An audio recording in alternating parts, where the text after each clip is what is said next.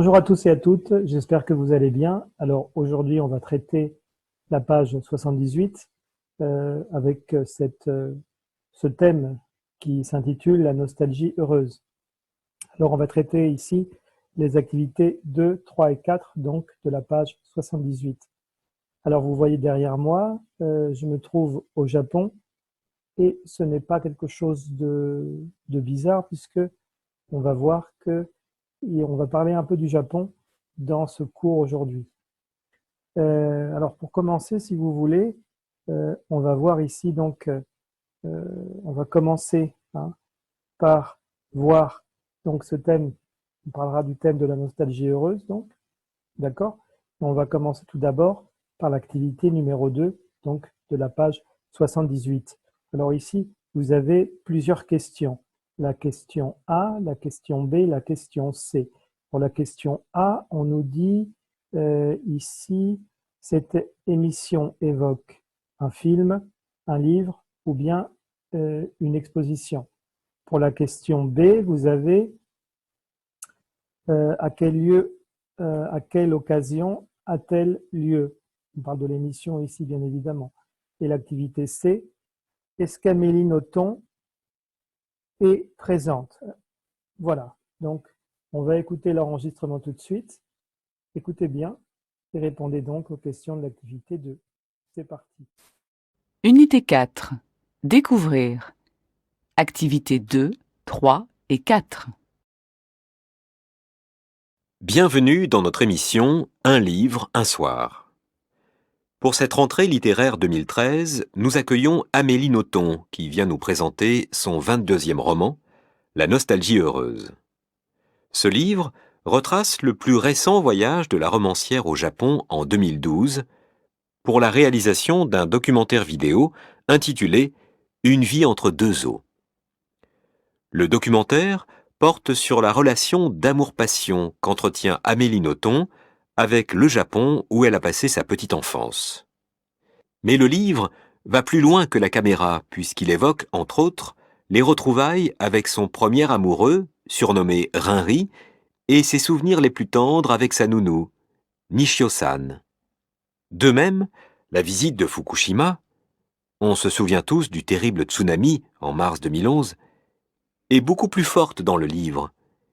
Il y a des moments sombres et mélancoliques, mais aussi des passages amusants et lumineux dans la nostalgie heureuse. D'ailleurs, d'où vient ce titre? C'est en fait la traduction du mot Natsukachi, qui désigne de beaux souvenirs qu'on a plaisir à évoquer. Un récit plus intime et moins superficiel que le documentaire, très certainement le meilleur récit d'Amélie Nothomb sur le Japon jusqu'à maintenant. Alors, Amélie Nothomb, vous avez donc écrit ce livre. Bien, vous venez d'entendre donc l'enregistrement. Voici les réponses de l'activité 2. La réponse à la question A, eh bien, cette émission évoque un livre. La réponse à la question B, cette émission a lieu à l'occasion de la rentrée littéraire 2013. La réponse à la question C, oui, Amélie Nothomb est présente car le journaliste dit « Nous accueillons Amélie Nothomb qui vient nous présenter ». Et puis juste à la fin de l'enregistrement, on entend le journaliste qui dit « Alors, Amélie Nothomb, vous… » Donc, il s'adresse à Amélie Nothomb. Voilà, c'était les réponses aux questions donc A, B et C de l'activité 2. Je vous propose maintenant d'écouter une deuxième fois l'enregistrement, mais avant, on va prendre connaissance des différentes questions que vous avez ici. Alors, vous avez au total, écoutez, ça nous fait A, B, C, D. Vous avez un total donc de 4 questions. On a la 5e question, c'est la question phonétique qu'on ne va pas traiter. Donc, la question A nous dit combien de romans cette écrivaine a-t-elle écrit? Alors, en français, le mot roman signifie novella. La novella de literatura, por supuesto, non? D'accord? Et donc, Amélie Nothomb est une romancière. La romancière, c'est la personne qui écrit des livres. Si c'est un homme, c'est un romancier, d'accord? Des livres de littérature, d'accord? Donc, combien, la question A, donc combien de romans cette écrivaine a-t-elle écrit? Donc ici, on parle combien de romans a écrit Amélie Nothomb. Pour la question B, en quelle année est-elle retournée au Japon et à quelle occasion? Et pour la question C, on nous dit dans son livre de qui et de quoi parle-t-elle? D'accord? Pour finir, la question D nous demande que signifie l'expression la nostalgie heureuse? Je vous propose d'écouter une deuxième fois l'enregistrement et puis juste après, vous aurez les réponses attendues. C'est parti, très bonne écoute. Unité 4. Découvrir. Activités 2, 3 et 4. Bienvenue dans notre émission Un livre, un soir. Pour cette rentrée littéraire 2013, nous accueillons Amélie Nothomb qui vient nous présenter son 22e roman, La nostalgie heureuse. Ce livre retrace le plus récent voyage de la romancière au Japon en 2012 pour la réalisation d'un documentaire vidéo intitulé Une vie entre deux eaux. Le documentaire porte sur la relation d'amour-passion qu'entretient Amélie Nothomb avec le Japon où elle a passé sa petite enfance. Mais le livre va plus loin que la caméra puisqu'il évoque, entre autres, les retrouvailles avec son premier amoureux, surnommé Rinri, et ses souvenirs les plus tendres avec sa nounou, Nishio-san. De même, la visite de Fukushima, on se souvient tous du terrible tsunami en mars 2011, est beaucoup plus forte dans le livre. Il y a des moments sombres et mélancoliques, mais aussi des passages amusants et lumineux dans la nostalgie heureuse. D'ailleurs, d'où vient ce titre? C'est en fait la traduction du mot Natsukachi, qui désigne de beaux souvenirs qu'on a plaisir à évoquer. Un récit plus intime et moins superficiel que le documentaire, très certainement le meilleur récit d'Amélie Nothomb sur le Japon jusqu'à maintenant. Alors, Amélie Nothomb, vous avez donc écrit ce livre. Bien, alors vous venez d'entendre donc pour la deuxième fois l'enregistrement. Je vous propose tout de suite de passer à la correction de l'activité 3 de la page 78. Donc à la question A, la réponse que j'attendais c'était avec La nostalgie heureuse, c'est son 22e roman. D'accord? La réponse à la question B, elle est retournée au Japon en 2012 pour y tourner un documentaire vidéo. Et maintenant la réponse à la question C. Dans son livre, elle parle du Japon, de son premier amoureux, de sa nounou et de sa visite de Fukushima.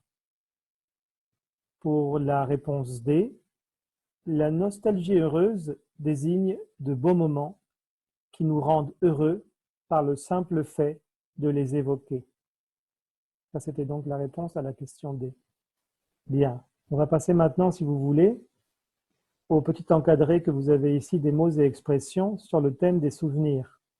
Alors, vous avez ici donc la nostalgie, la petite enfance, évoquer un souvenir, se souvenir de son passé. On pouvait ici ajouter, évidemment, les retrouvailles, l'enfance, l'adjectif nostalgique, se souvenir de quelque chose ou de quelqu'un, mais on va dire attention, se rappeler quelque chose ou se rappeler quelqu'un. D'accord? Je me rappelle ma grand-mère et je me souviens de ma grand-mère. D'accord? Et bien sûr l'expression évoquer ses origines. Voilà. Alors ça, c'était donc pour la partie vocabulaire. Et évidemment, en parlant de vocabulaire, je vous invite à faire les exercices du cahier d'activité sur le thème du lexique, qui sont les exercices 1, 2, 3 de la page 44 du cahier d'activité. Voilà. Et on va maintenant passer à l'activité numéro 4. Alors regardez bien ici, l'activité numéro 4, c'est l'activité en rapport à un thème grammatical. D'accord? Alors ici, on nous invite à réécouter le document, ce qu'on va faire dans une seconde. Mais avant, regardez. On va donc, entre le documentaire et le livre, lequel choisiriez-vous et pourquoi? Ça, c'est la question A de l'activité 4. La question B nous dit compléter avec les mots qui permettent de comparer le livre et le documentaire. Alors, le livre va, tut, loin, tut, la caméra.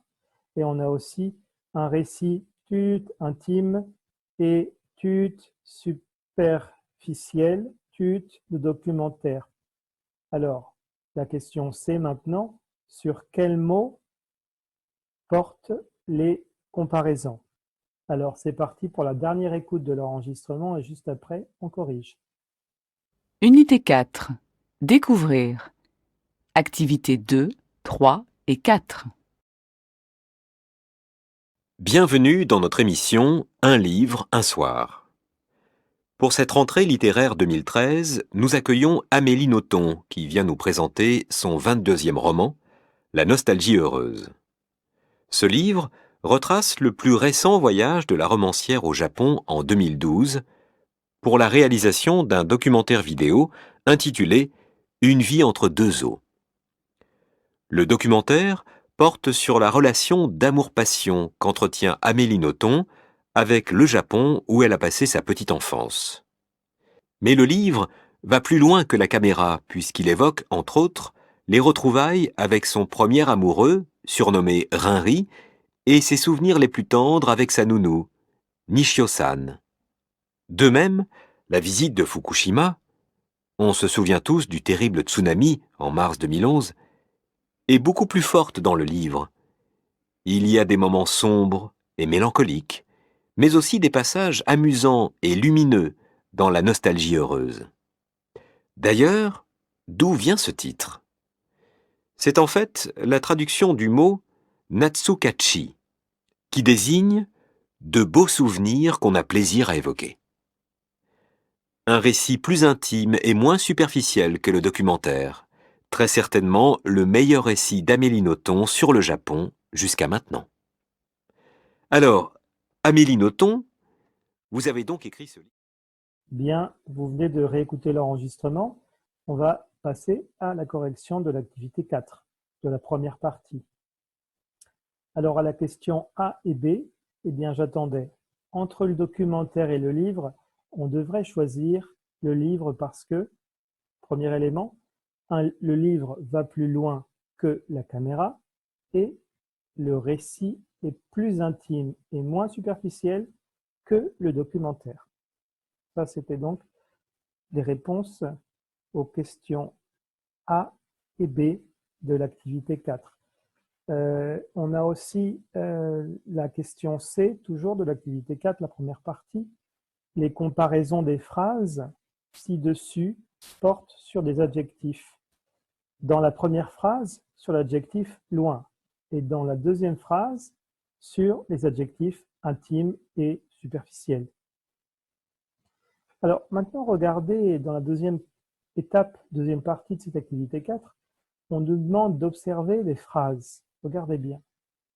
Ce livre retrace le plus récent voyage de la romancière au Japon. Il évoque ses souvenirs les plus tendres avec sa nounou. Alors, ici, plusieurs questions.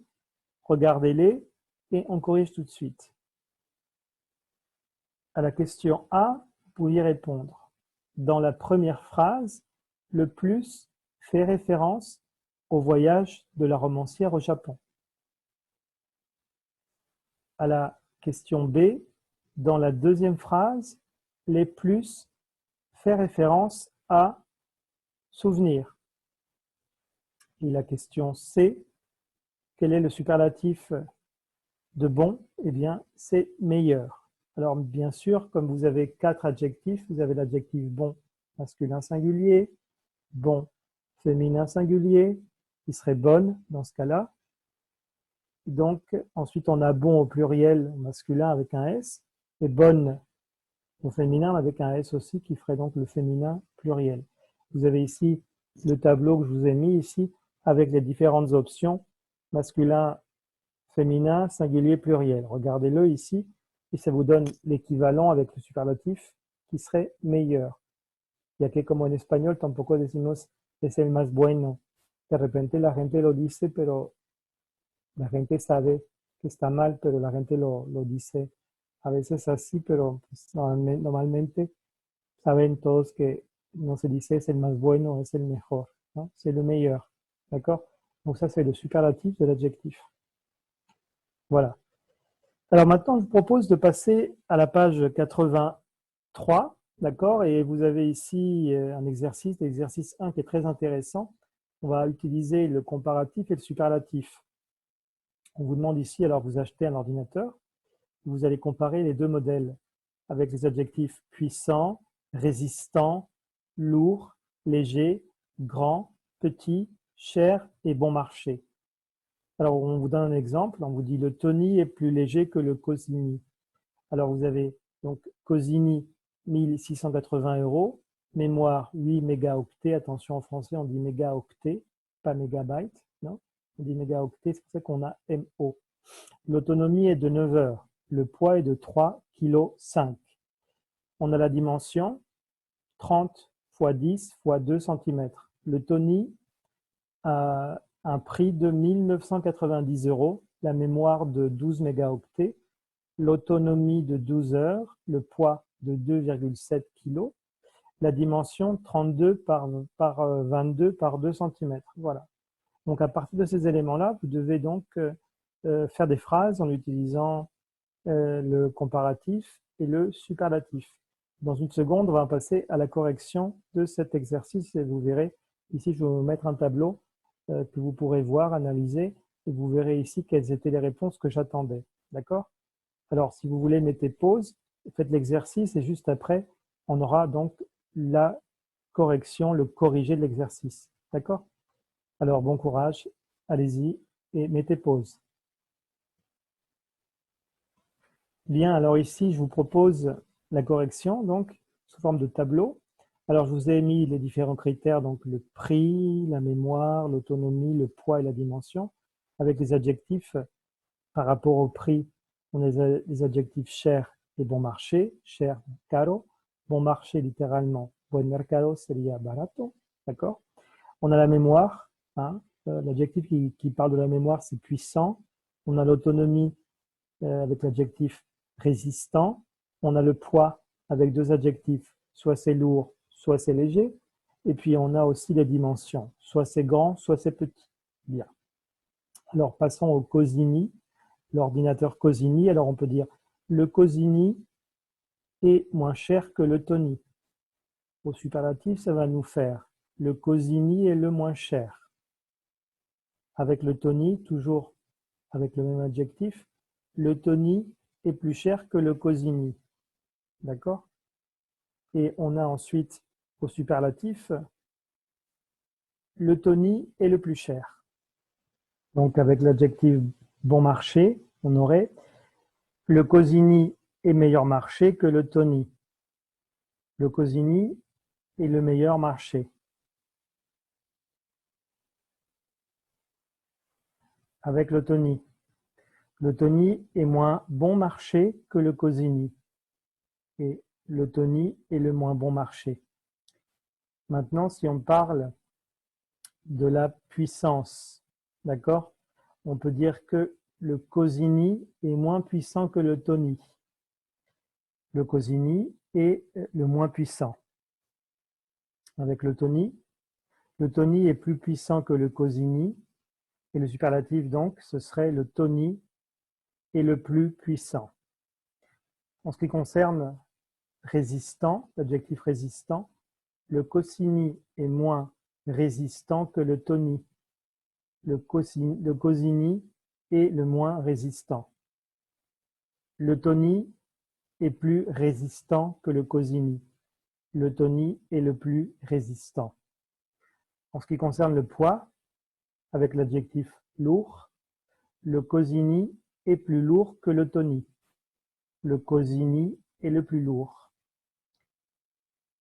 Le Tony est moins lourd que le Cosigny. Le Tony est le moins lourd. Avec l'adjectif léger, le Cosigny est moins léger que le Tony. Vous avez également le Cosigny est le moins léger. Avec le Tony maintenant, le Tony est plus léger que le Cosigny et le Tony est le plus léger. En ce qui concerne les dimensions, on a l'adjectif grand avec le Cosigny. Pour commencer, le Cosigny est plus grand que le Tony. Le Cosigny est le plus grand pour le superlatif. Avec le Tony, comparatif, le Tony est moins grand que le Cosigny et le superlatif. Le Tony est le moins grand. Avec l'adjectif petit, le Cosigny est moins petit que le Tony. Le Cosigny est le moins petit. En ce qui concerne le Tony est plus petit que le Cosigny et le Tony est le plus petit. Voilà, vous avez donc vu le corrigé de cette activité ici. Alors, pour résumer, vous avez donc le comparatif avec deux options, soit moins plus adjectif plus que, soit plus adjectif plus que. D'accord?